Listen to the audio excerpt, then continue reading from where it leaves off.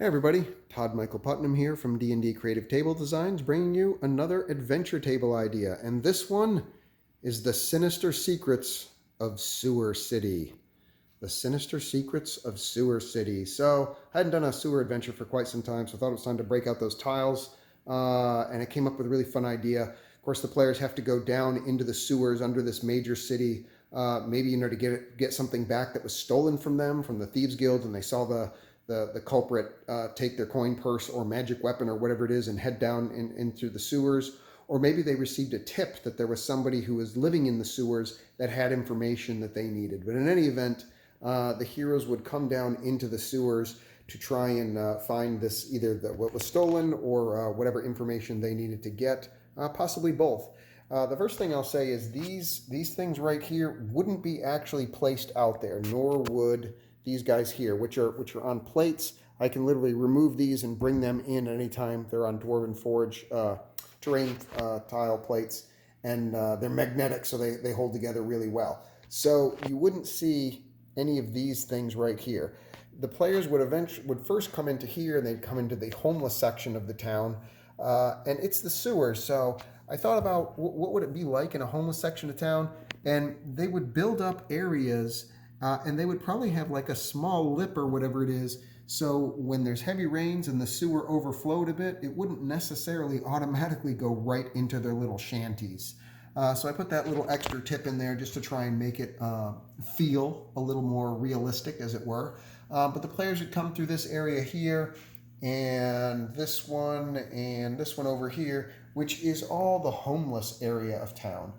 These are all vagabonds and drunks and druggies, or people just down and out or cast out of society for whatever reason. And so these are the people that are living here that are just the vulnerable population. And they could certainly have information about what the players needed, or a little bit of information about what life was like here in Sewer City, and things to be careful of or wary of. But they may also lie. They could be insane. They could just not bother to want to respond to anything, or run away in fear. You don't know how they would behave. So, and if they were threatened, one of them was threatened, you never know. They might all gang up together and fight the players off, throwing raw sewage and stuff at them. And of course, the sewers itself, whenever anybody's finished with anything down in a place like this, they literally just throw it into the sewers. So there's going to be barrels and boxes and broken crates and stuff that is there. And that's what's going on in that area. Over in this area, a little bit further down the sewer, is where the plague doctors are. And the plague doctors don't create the plague, but they are practicing their forbidden art of science, where they're trying to understand what it is that's causing plagues and stuff that are happening, and infections. And so they're studying all that stuff. They're obviously, the church and everybody else is against this, and so they're forced underground. And so they come into this area and they bring all of their illegal books and stuff, and their apothecary and all their mixing of potions and stuff, and they come and they basically prey on the vulnerable population. They're gonna go over to the homeless people when they get sick and stuff, and they're gonna offer their help, which may succeed and may not, because they're practicing science and they don't really understand it that well, and so they don't do well. But you can see there's a number of plague victims that are lying around here next to the brazier, trying to keep warm, as the various plague doctors go about tending to them and mixing new potions and stuff, or healing herbs together to try and cure them. And of course, you can see one of the other plague doctors over here just walking down through the what I call Main Street, the main sewer drain, or whatever it is, the main street of Sewer City, looking for other victims and stuff that they can help. So that's what's happening in that section there. That's the plague doctors. Over in this section down here, following this one, is where the Thieves Guild is, and that might be something the players are after. Again, these things wouldn't be in here. Those would be placed in time, and I'm going to explain that in just a moment. But over here is the Thieves Guild. Of course, since there's only one way in and out of the Thieves Guild down the main sewer lane, there's individuals that are hiding in the shadows, or that they've got crossbows and stuff. and they're ready to shoot anybody that doesn't belong coming down, that can't use the safe word or the password to identify themselves as a member of the guild, and take them out and keep their location safe and secure. Furthermore, you get into here is just more Thieves Guild stuff. There's a set of rungs leading up to the surface from this particular area here for the escape to. This here is where the big boss guy is, and he's of course got his treasure chest there, and he's counting out his gold from his thieving operations. Over here is where the common area for the thieves are. There's some food there. There's some weapon racks. There's some supplies and stuff. Just like there's another small area right here that the thieves conduct their business and gamble and sleep and stuff like that between runs. So that's what's going on in that area there. And then you come down a little bit farther, and in this area, we find that there is someone else who would be found in sewers, a necromancer and his acolytes who are practicing their wicked incantations and invocations to try and raise the dead. And so, conveniently for them, whenever the plague doctors fail to heal somebody and they die, the necromancer is more than happy for a few gold to take them off their hands. And the plague doctors want the gold because they need it to buy their expensive books and get their expensive reagents and stuff for treating. So they take the gold from the necromancers, who then try and raise or I should say, animate the dead back up to serve them. And so that's what they're doing in there right now. There's a body here that's on a altar, and there's of course an evil necromancer getting ready to slice him open and perform whatever profane rites are necessary in order to raise the dead. But that's not all. The necromancers don't just rely on them. They of course will go up into the main town or into the vulnerable areas of the homeless population, and they'll drag people in, and they've got a small cage basically that they've barred off, that they just throw people in there and wait for them to die so that they can then use their bodies for their horrific experiments. So the necromancers don't risk waiting on people dying. They assist the process. Going further down the sewer lines here, we come to a forgotten area. It may have served a purpose some time ago, but nobody knows what it is now, and it's infested with rats. And it's a broken door, and if anybody goes in there, there's going to be a couple of dead bodies in there that may or may not have something that the players were looking for. Maybe somebody they were chasing after fled down in this direction and got killed by the giant rats when they were attempting to hide. Whatever the case may be, there are a couple of bodies here, and they're not guarded per se, but there are certainly a bunch of rats in this area that are hungry and always willing to do a little extra work in order to get some food. So that's the basic idea of the sewer city and who's in there and why they're in there now. But as the players go through and they're talking to people, there's a mystery within the mystery, which is there's rumors that people are disappearing, and nobody knows why. They can't find any bodies. They're literally just disappearing, and they've checked, they as best as they could. It's not the necromancers. It's not the plague doctors. It's not the Thieves Guild stealing from them. In fact, some of the thieves have gone missing. Some of the plague doctors have gone missing. It's a real mystery, and nobody knows what's causing it. And the players go searching in the area where people were last seen, and they make their perception checks. This wouldn't be here, nor would this be here. But let's say that one of the homeless people was disappeared at this location. If they make their perception check, they'll see that there is a trapdoor hole in the ceiling.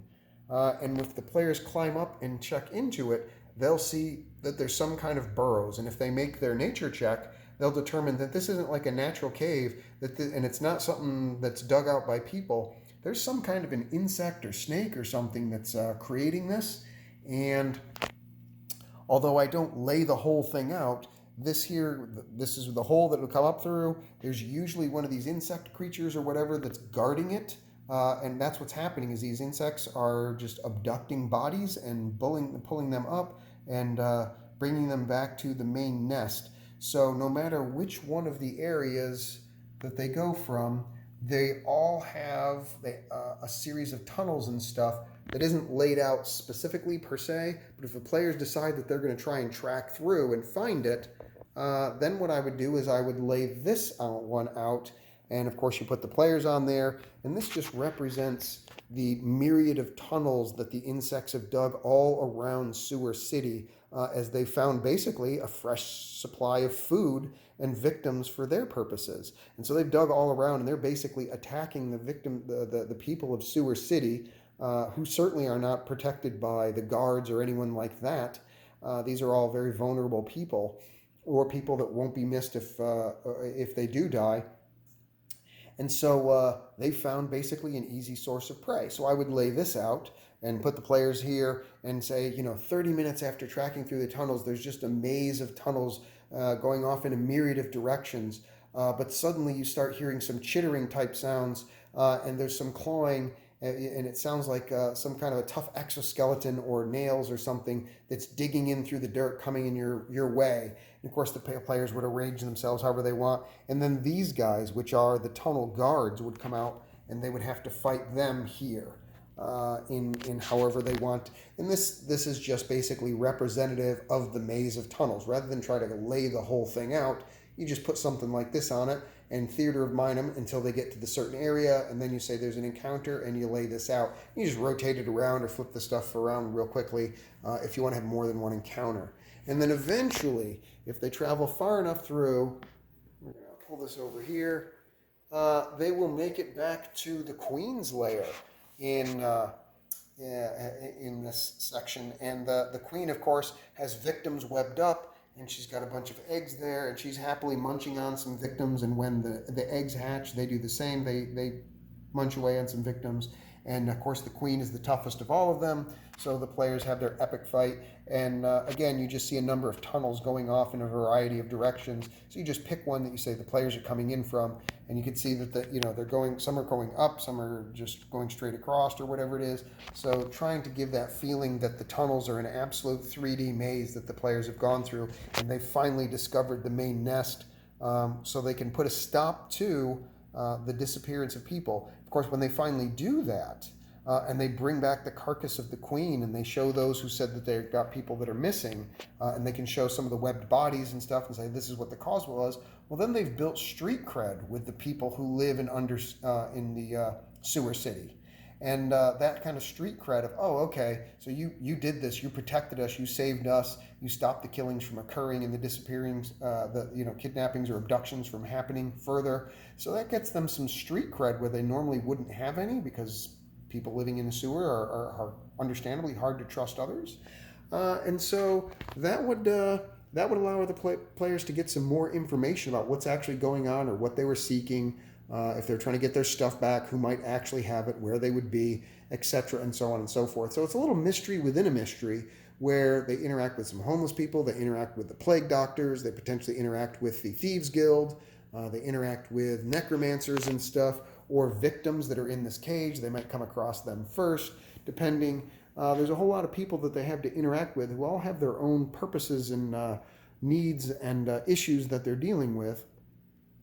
It gives you a lot of opportunity for role play, but on top of that, then there's a little bit of a murder mystery going on that when they solve that, that might give them some information they need. And of course, there's always the opportunity for combat in that if they cost the help of the homeless people, if they're working particularly for the city, if they have a city guard emblem on them, or they've received a badge that says that they can work for the sheriff or whatever it is, then are the plague doctors going to want to work with them? Hell no, they're not going to trust them, because they're afraid that they're going to get reported back to the authorities. Obviously, the same would be to be said of the necromancer, and without a doubt, the Thieves Guild certainly wouldn't take kindly to that. So there's certainly lots of opportunities for combat as well. But there's plenty of opportunities for role play, and then on top of that, it's got a little bit of a murder mystery going on. So that's it. That is Sewer City. As far as what all this is made of, the vast majority of it is Dwarven Forge. The overwhelming majority of it is Dwarven Forge. So these are their actual sewer tiles right here, and then these are their regular dungeon tiles, and these are their burrows from their Dungeons of Doom. These guys right here. These are all their burrows. Love these things. These are so fantastic, very modular. Love those things. And then there's a variety of 3D print stuff that I've got in there, like basically ramshackle houses and stuff, some 3D printed boxes and barrels and crates. From WizKids, I've got a number of fires that the homeless people have, because you would imagine they'd for cooking their gruel or whatever it is. So got some fires on that. This lighted LED is a brazier from Dwarven Forge. These are, I want to say these are 3D printed bookshelves and stuff, but they might not be. I can't remember. I just got them off of eBay a long time ago. So, and then the battle mat itself is a vinyl battle mat from, I want to say, Noble Knight Games. The advantage of vinyl battle mats is that they roll up smaller and that they cost you less. The disadvantage is that the sunlight and stuff will bounce off of them and you can get a glare for your player's eye. So please be aware of that if you decide to get any. But I believe that one came from Noble Knight Games. And last but not least, my DM screen is from Stat Trackers from their latest Kickstarter. This thing is great. It's for 5e. And it's all original artwork with a lot of great necessary D&D stuff on the back side of it. So go over to, it's actually at topdoggames.net, topdoggames.net, where you can get the Stat Tracker DM's screen. So there it is. Please like and subscribe if you enjoy the videos, and if you like the content and want to see more. Hit that bell notification if you want to see when new videos come up, but I usually come up with new videos at least once a week for new adventures. And I will see you next adventure. Thanks for watching, and see you then. Take care. Bye.